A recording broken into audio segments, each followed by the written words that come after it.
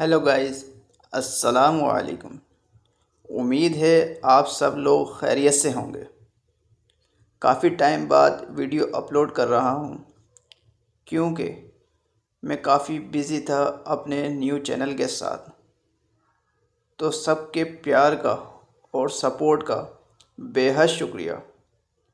آج کی اسٹوری ہمارے نیو سبسکرائبر قاسم کی ہے، جو کہ کچھ دوستوں کے ساتھ فارم ہاؤس کا پلان کرتے ہیں اور ان کے ساتھ ہوتا ہے ایک خطرناک واقعہ۔ تو بغیر دیر کیے چلتے ہیں اپنی اسٹوری کی طرف۔ So let's turn off the light and begin the شو۔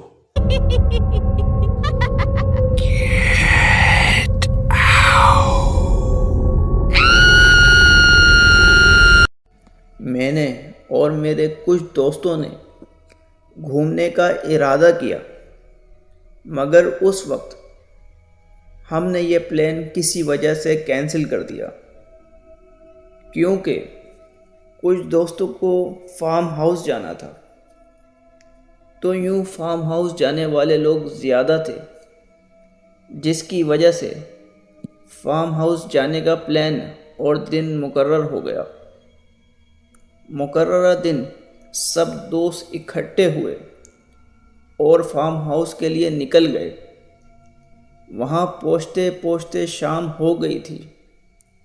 وہاں جا کر ہم نے کھانا پینا کیا اور فارم ہاؤس کے باہر بفٹ جلا کر سارے دوست بیٹھ کر جن بھوتوں کی باتیں کرنے لگے۔ ایک دوست کو تھکن محسوس ہوئی تو وہ آرام کرنے اندر روم میں چلا گیا۔ تھوڑی دیر بعد اندر سے چیخنے چلانے کی آوازیں آنے لگیں۔ ہم دوست فوری اندر کی طرف گئے۔ روم میں جا کر دیکھا تو دوست بیڈ پر لیٹا تھا اور زور زور سے آنکھیں بند کر کے بس چلائے جا رہا تھا۔ بہت مشکلوں سے کافی دیر کے بعد اسے قابو کیا تو پوچھنے پر اس نے ڈر ڈر کے بتایا کہ جب میں اندر آیا سونے کے لیے لیٹ گیا۔ لیٹتے ہی میرے کانوں میں بلی کی آوازیں آئی۔ میں نے اگنور کر کے تھکن کی وجہ سے آنکھیں بند کر لی۔ پھر مجھے محسوس ہوا جیسے میرے برابر میں کوئی آ کر بیٹھا ہے۔ پہلے تو میں سمجھا کہ کوئی تم میں سے میرا کوئی دوست ہو شاید، اس لیے بے فکر ہو گیا۔ پھر سوچا کہیں بلی نہ بیڈ پر آ گئی ہو۔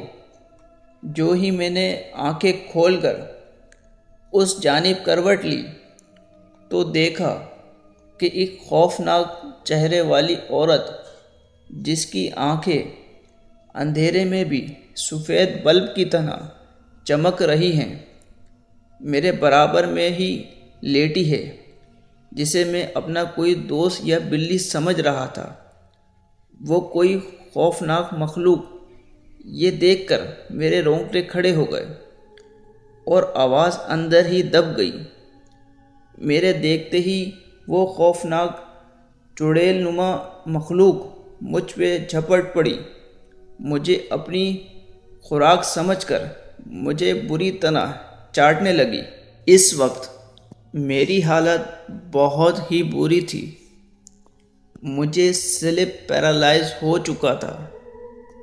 نہ ہلا جا رہا تھا، نہ ہی کچھ بولا جا رہا تھا کہ میں چیخ کر یا آواز دے کر کسی کو مدد کے لیے بلا لوں۔ اب مجھے لگ رہا تھا شاید یہ میرا آخری وقت ہے کہ ایک میں پراسرار موت مر جاؤں گا۔ یہ خیال آتے ہی میری آنکھیں نم ہو گئیں، مگر میں رو بھی نہیں پا رہا تھا۔ میں اس مخلوق کے کنٹرول میں تھا۔ اب آہستہ آہستہ وہ میرے گلے پہ کاٹنے کے لیے آگے بڑھنے لگی۔ جب میں نے قریب سے اس کے خوفناک چہرے کو دیکھا، وہ ایک لمبے سیاہ بالوں والی مخلوق تھی، جس کے لمبے لمبے ہاتھ تھے اور دانت نکلے شیر کے جیسے تھے۔ یہ کوئی انسان نما مخلوق تھی یا پھر کوئی چڑیل؟ یہ دیکھ کر میری آتی سانسیں بھی رک گئی تھی کہ یہ کیا چیز ہے اور یہ مجھے کیا کھا جائے گی۔ یہ سوچتے سوچتے ہی پتہ نہیں کیا ہوا کہ میں نے دل میں آیت الکرسی کا ورد شروع کر دیا، اور اب وہ چیز بگڑنے لگی۔ ایسا لگ رہا تھا جیسے میرے پڑھنے سے اسے تکلیف ہو رہی ہے۔ وہ کمرے میں ادھر ادھر بھاگنے لگی۔